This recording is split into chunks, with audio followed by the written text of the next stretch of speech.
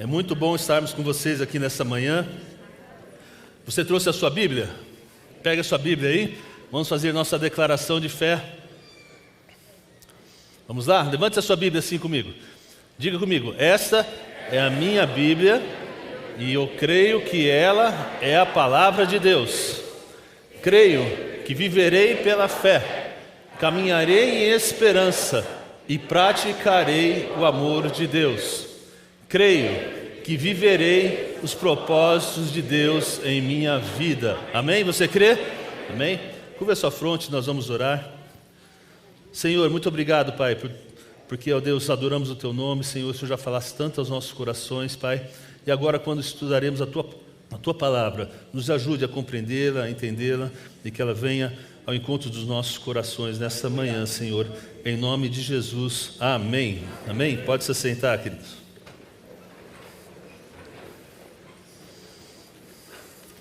Abra sua Bíblia em Lucas, capítulo 15.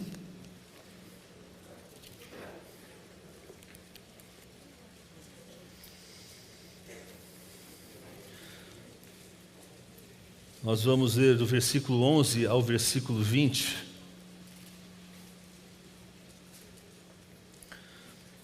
Me acompanhe aqui, irmãos. E disse um certo homem, tinha 2 filhos, e o mais novo deles disse ao pai: Pai, dá-me a parte dos bens que me pertence. E ele repartiu por eles a fazenda, e poucos dias depois o filho mais novo, ajuntando tudo, partiu por uma terra longínqua, e ali desperdiçou os seus bens, vivendo dissolutamente. E havendo ele gastado tudo, houve naquela terra uma grande fome, e começou a padecer necessidades. E foi, e chegou-se a um dos cidadãos daquela terra, o qual mandou para os seus campos a apacentar porcos. E desejava encher o seu estômago com as bolotas que os porcos comiam, e ninguém lhe dava nada. E tomando em si, disse: Quantos jornaleiros de meu pai têm abundância de pão, e eu aqui pereço fome? Levantar-me-ei, irei ter com meu pai, e dir-lhe-ei: Pai, pequei contra o céu e perante ti. Já não sou digno de ser chamado teu filho. Faz-me como um dos teus jornaleiros. E levantando-se, foi para seu pai, e quando ainda estava longe, viu seu pai, e se moveu de íntima compaixão, e correndo, lançou-lhe ao pescoço e o beijou. Amém? Os irmãos, Jesus costumeiramente gostava muito de ensinar aos seus discípulos através de parábolas. E aqui em Lucas, nós vemos, Lucas capítulo 15, nós vemos Jesus ensinando os discípulos através dessa parábola do filho pródigo, que é uma parábola muito conhecida por todos nós. E as parábolas sempre foram um mecanismo que Deus usou em toda a sua Bíblia para que nós pudéssemos aprender sobre os mistérios de Deus e a revelação dos propósitos de Deus para a nossa vida. Em 2 Coríntios 5,18, vai aparecer na tela aí o texto, você pode me acompanhar, diz assim, olha: E tudo isto provém de Deus, que nos reconciliou consigo mesmo por Jesus Cristo e nos deu o ministério da reconciliação. Diga comigo: ministério da reconciliação. Esse é o ministério da igreja, fazer com que a humanidade, que o mundo se reconcilie com Deus. Essa é a nossa missão. Fomos chamados para unir as pessoas, fomos chamados para unir a humanidade para que ela possa se reconciliar com Deus. E aqui em Lucas 15, Jesus então utiliza-se de 3 ilustrações, também para justamente mostrar esse ministério da reconciliação. Eu quero trabalhar nessa manhã em cima dessas 3 ilustrações, tá bem? E na primeira, ela conta de uma mulher que perdeu uma moeda do seu colar. A mulher então varre a casa, trabalha até achar essa moeda, tá certo? Quando ela acha, ela faz uma festa, chama suas amigas e vizinhas e comemora porque achou a moeda que havia perdido. Na segunda ilustração, fala de um homem, um pastor, que tinha 100 ovelhas, tá certo? Ao contar, no seu retorno, só achou 99, uma tinha se perdido. Ele então deixa as 99 no aprisco, sai à procura da ovelha perdida, vai, encontra e traz de volta para o aprisco. E a terceira diz de um homem que tinha 2 filhos. O mais novo então pede, acabamos de ler aqui, pede a herança para o pai, a herança que fazia ele parte. O pai assim dividiu a sua herança entre os seus filhos, deu a parte para o mais novo e ele se perdeu. Vamos pensar um pouquinho sobre a primeira ilustração, que é da moeda perdida. Essa mulher, então, tinha o seu colar, cai a moeda, ela se perde. A mulher fica muito chateada, acende a luz, as lamparinas, começa a procurar a moeda, porque o que acontece? Ela entende que aquela moeda é importante para o conjunto. Olha, interessante é o seguinte, a moeda em si não tinha nenhum valor. Mas para o conjunto, era importante. O colar daquela mulher não estaria completo sem que as 10 moedas estivessem lá. É interessante assim, olha, meus irmãos, pense assim. A senhora vai numa loja de sapato comprar um sapato. Ou a senhora vai numa loja comprar um par de sapato. Nós não vamos comprar um sapato. Normalmente vamos comprar o par de sapato. Porque o valor está no conjunto. Se você vai no supermercado, você não compra 11 ovos. Você compra uma dúzia de ovos. O valor está no conjunto. Se uma coisa sai do lugar, o resto perde valor. E esse colar perdeu o valor ao cair numa moeda. Agora, veja se na nossa vida também não é da mesma forma. Se alguma coisa dentro de nós está faltando, nós não somos completos. Falta algo. E Deus, Ele quer que nós estejamos completos. Amém? Olha, não adianta nada você pensar o seguinte: eu construí uma grande carreira, mas eu perdi a minha família. Não adianta nada você ser um grande líder na sua empresa, ou no seu negócio, ou uma grande líder, e você perdeu o seu esposo ou sua esposa. Não adianta nada você ser um grande executivo, e você perder o seu casamento.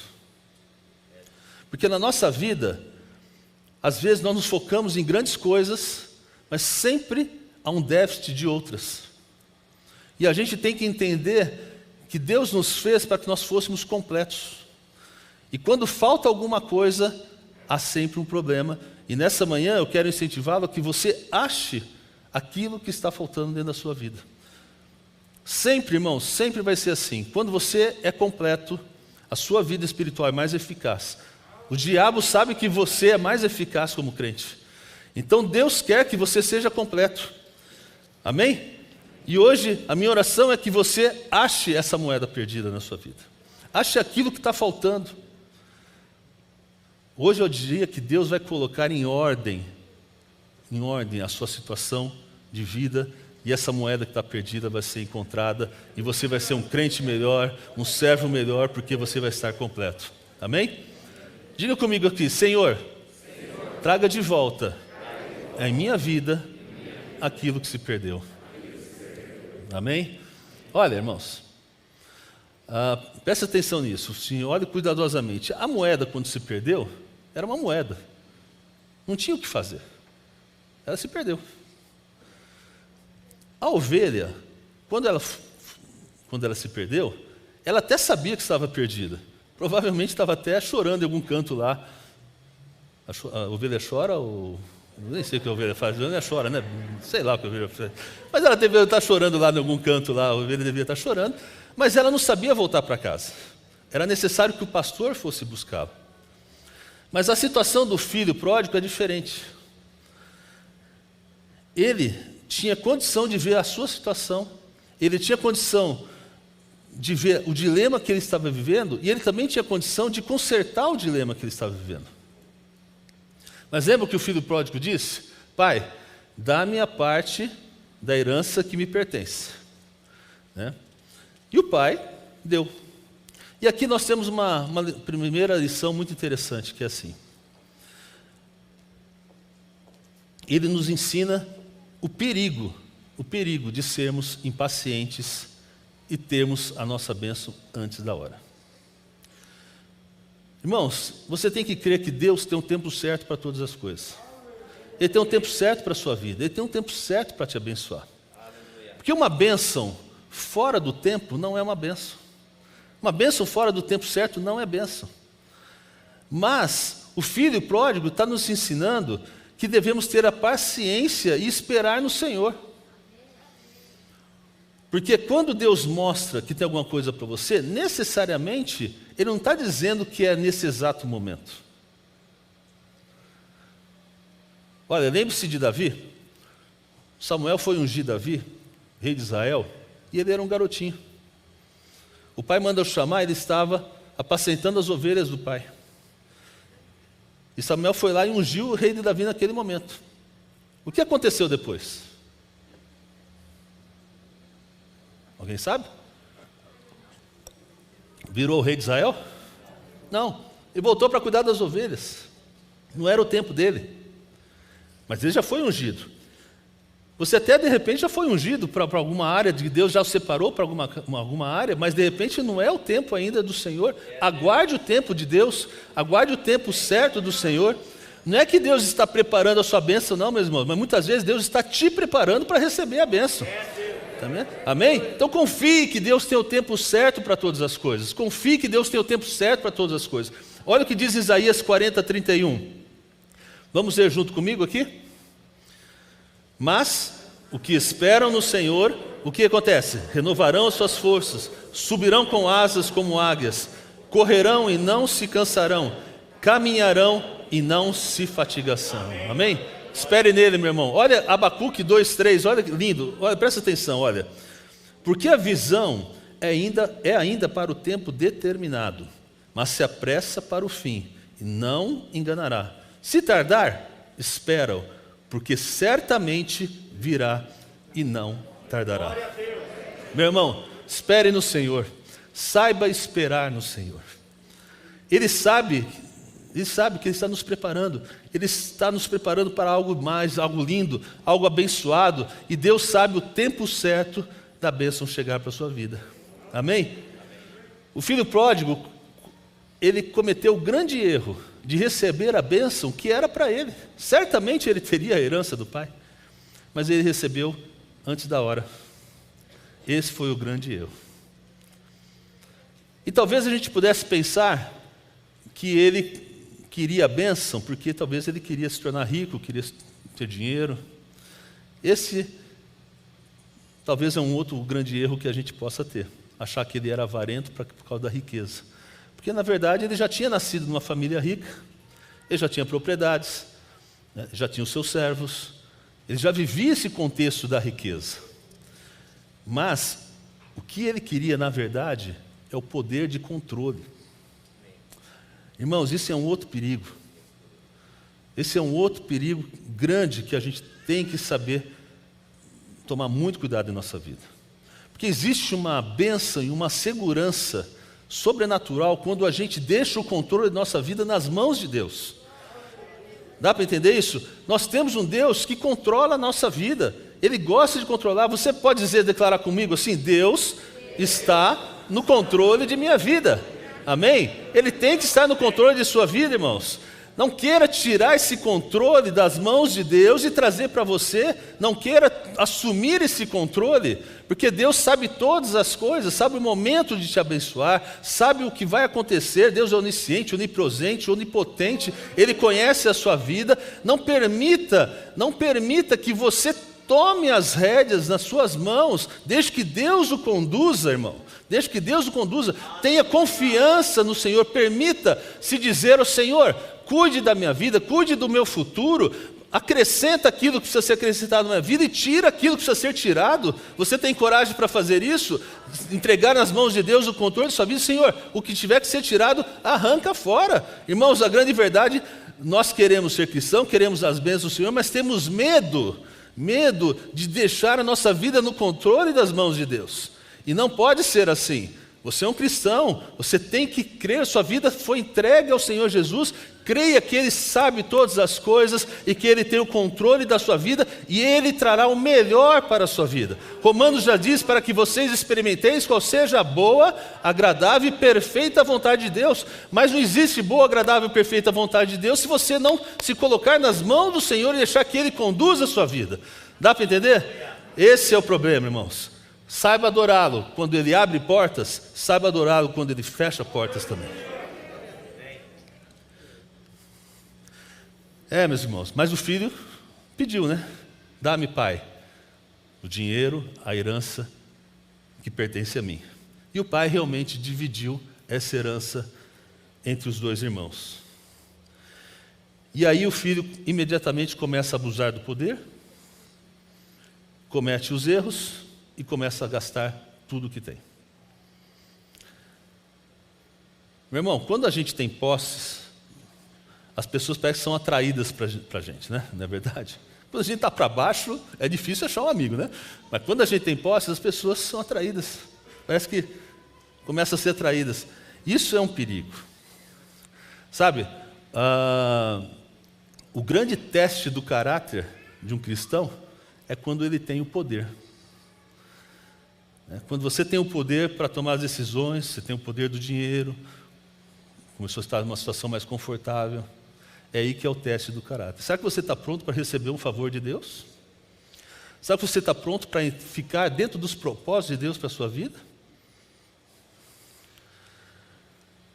Eu quero te advertir nessa manhã, se Deus o tem levantado, tá certo? Ele te levanta e cada vez mais você tem que se ajoelhar perante o Senhor e pedir: Senhor, cuida da minha vida. Não deixe que eu me embebecer com o sucesso. Não me deixe embebecer com alguma coisa que está dando certo, que está funcionando. Mas que eu possa entender que tudo depende do Senhor e que o Senhor conduz os propósitos da tua vida na minha vida. Amém? A Bíblia diz que todas as coisas, esse versículo é lindo, né? Todas as coisas trabalham ou cooperam para o bem de quem? Daqueles que amam a Deus, que foram chamados segundo o quê? O seu propósito. Meu irmão, você foi chamado conforme o propósito de Deus. Amém? Viva o propósito de Deus. O filho pródigo se perdeu nessa visão do propósito. E quando ele recebeu a bênção, ele começou a utilizá-la de uma forma errada. E aí ele perdeu tudo, porque ele se desviou do propósito. Ele não sabia ou não estava pronto e não podia cuidar daquilo naquele momento. E aí, quando ele começou a ser preterido pelas pessoas, porque perde as coisas, o que acontece? Os amigos, né, se afastam, né? Aí que você vê quem é amigo de verdade. Mas olha que interessante. Aí ele agora se encontra num lugar baixo, perdeu tudo, né? E aí ele se conecta com uma pessoa de uma outra nação, de um lugar distante, um lugar diferente, que o manda para apacentar porcos. Mas olha que interessante, meus irmãos. Você conhece a pessoa que você é através das pessoas que estão com você. Já tinha um ditado, né? Diga-me com quem andas, que eu te direi quem tu és, não é isso?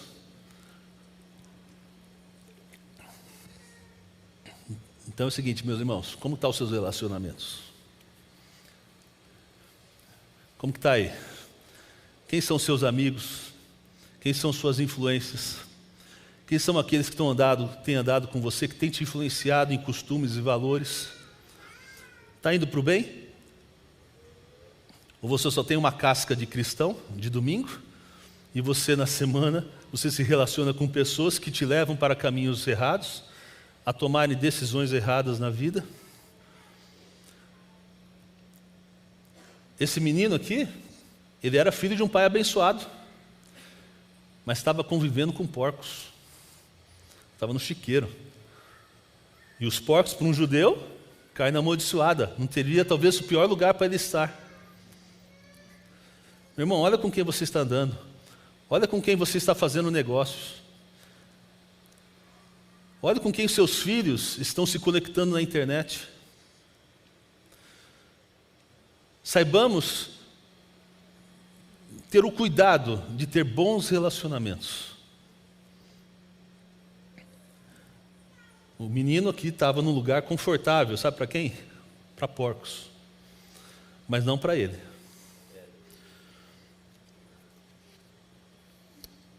Agora, o que é mais impressionante, o que é mais bonito, o mais lindo na palavra de Deus, chama-se graça de Deus. Não é verdade?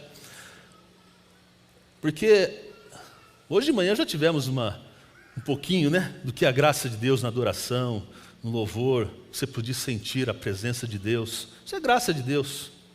Mas a beleza da graça de Deus, o sobrenatural da graça de Deus, é que às vezes ela não está só no lugar da adoração, só no lugar da igreja. Às vezes a graça de Deus vai, sabe onde está uma bagunça, e vai lá para consertar as coisas. E esse rapaz pôde presenciar a graça de Deus. Ele estava ali no chiqueiro, no pior lugar que poderia se estar. Perdeu tudo, mas a graça de Deus vai lá para trazer uma bênção para a sua vida. E quando a graça de Deus entra, meus irmãos, a nossa perspectiva começa a mudar. A nossa visão de mundo começa a mudar. Muda o que você vê, muda a sua situação, muda tudo ao seu redor, porque a graça de Deus entrou. Então, agora, o filho pródigo, então, ele olha para aquela situação, mesmo sujo, mesmo no lugar horrível que ele estava, mesmo na situação terrível que ele estava, mas ele começa a ter uma mudança de perspectiva. Ele vê a si próprio, reconhece os seus erros, desafia-se a voltar para o caminho certo. Ele se reconecta com o pai e declara: Pai, eu vou voltar ao meu pai, vou me levantar, voltarei ao meu pai e vou dizer: eu pequei, eu errei. Me faz até como um dos seus funcionários. Olha que situação. Como Deus trabalhou ali naquele coração. Sabe, meus irmãos, às vezes nós precisamos mudar perspectivas da nossa vida, em várias situações que temos vivido.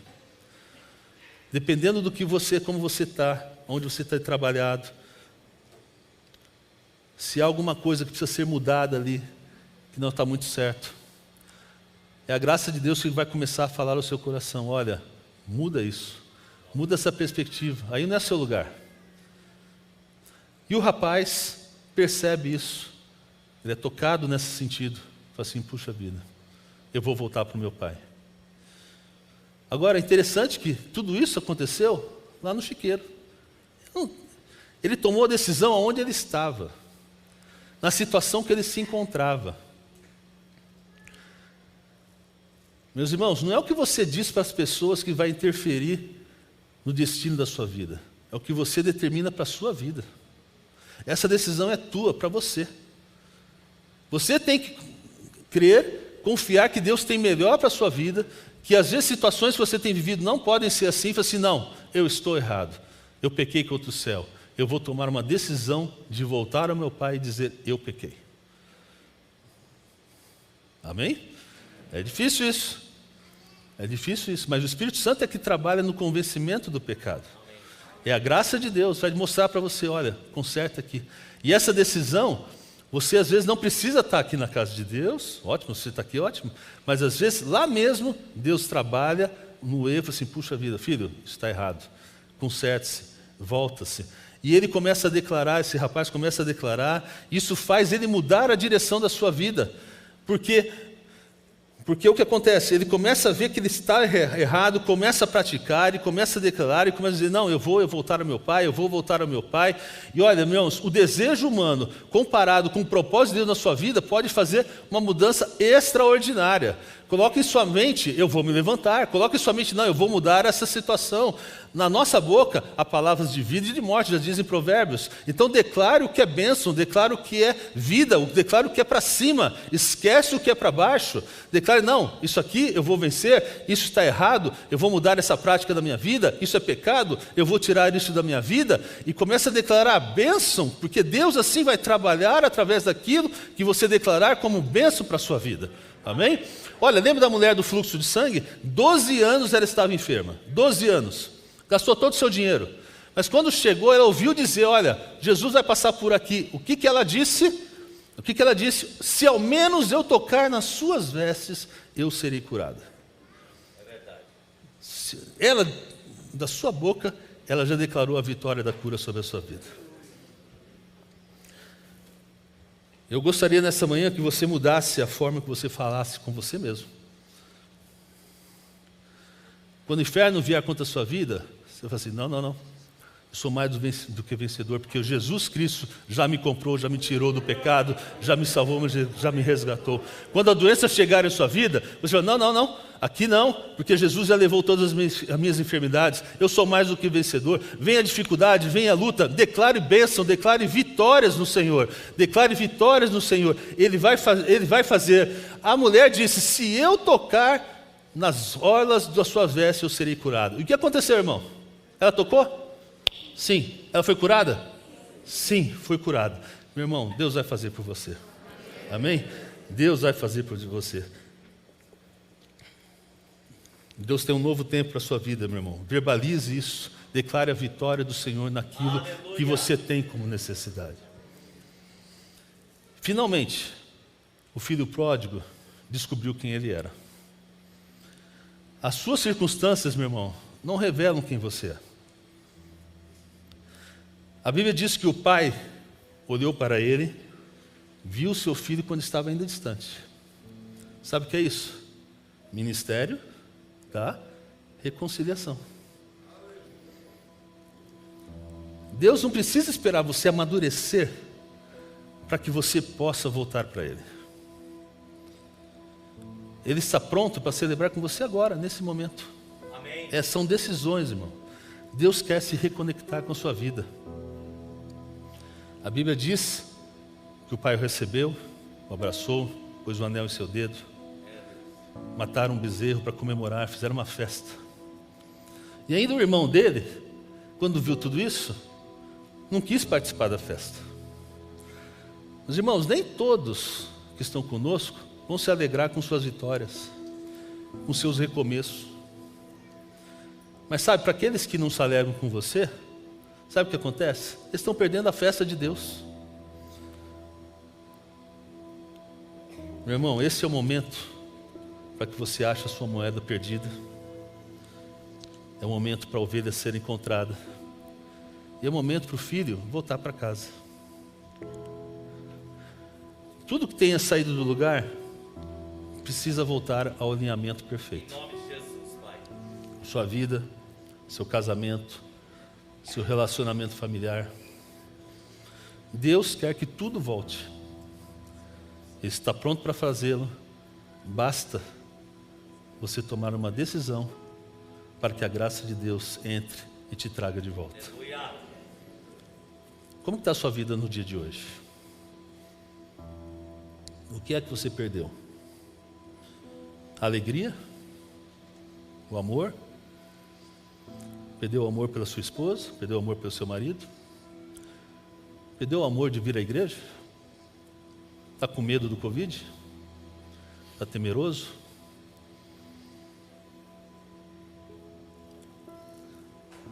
Você perdeu a salvação? Alguma vez você se declarou, Senhor, eu preciso do Senhor na minha vida? Às vezes você nunca fez essa afirmação da necessidade de reconhecer Jesus como seu Salvador e convidá-lo a ser o Senhor da sua vida. Às vezes você é como esse filho pródigo. Às vezes você foi para o mundo, se conectou aí com amizades que não serviram, que nem servem. Você está envolvido em situações aí de dificuldade. Às vezes os seus negócios estão uma bagunça total. Você tem usado de artifícios ou artimanhas que o mundo propaga, que não condizem com a palavra de Deus. Relacionamentos, amizades.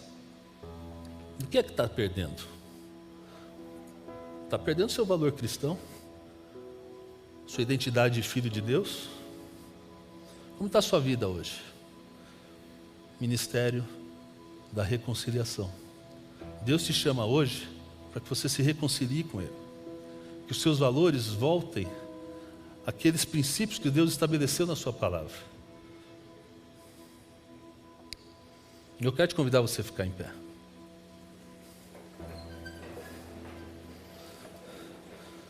Eu quero te fazer alguns desafios nessa manhã. Se você quiser vir à frente, você pode vir. Mas pelo menos 3 desafios.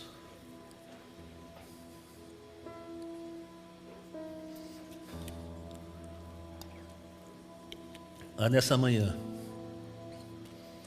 alguém que nunca ou nenhuma vez ainda tenha convidado a Jesus como seu Senhor e Salvador da sua vida? Talvez você seja como esse filho que está no mundo perdido, e hoje é o dia de você achar a moeda que se perdeu, que se chama salvação. Alguém assim? Levante sua mão. Se você entende que Jesus é aquele que pode ser o Senhor da sua vida, vai te trazer de volta, vai trazer para os braços do Pai, vai te dar uma vida completa e abundante na graça de Deus. Alguém assim desse lado? Só dá um sinalzinho com a sua mão. Aqui? Aqui? Amém. Meu segundo desafio, talvez você seja um cristão, mas talvez você esteja desviado dos caminhos de Deus. Você andou para o mundo aí, não está tendo nenhum compromisso com Cristo. Para você tanto faz ser crente ou não ser crente, você não se preocupa com os valores. E hoje Deus está te chamando, filho, volte para casa. Isso não é caminho para você não. Você é filho de um pai abençoado. Você está no chiqueiro, aí não é teu lugar não. Teu lugar é casa de bênção, para comemorar com festa, com alegria, com anel no dedo. E Deus está te chamando, volte para casa. Se você é uma dessas pessoas, venha para frente. Se você, na sua vida, perdeu alguma coisa que te traz tristeza, alegria, amor, alguma confusão no lar, alguma situação que você perdeu, que você quer resgatar, como se fosse voltar ao primeiro amor, você também pode vir. Nós vamos orar por você, porque Deus vai transformar isso. Deus vai transformar o que é tristeza em alegria, onde não existe amor em amor. Deus está dizendo, volte para casa.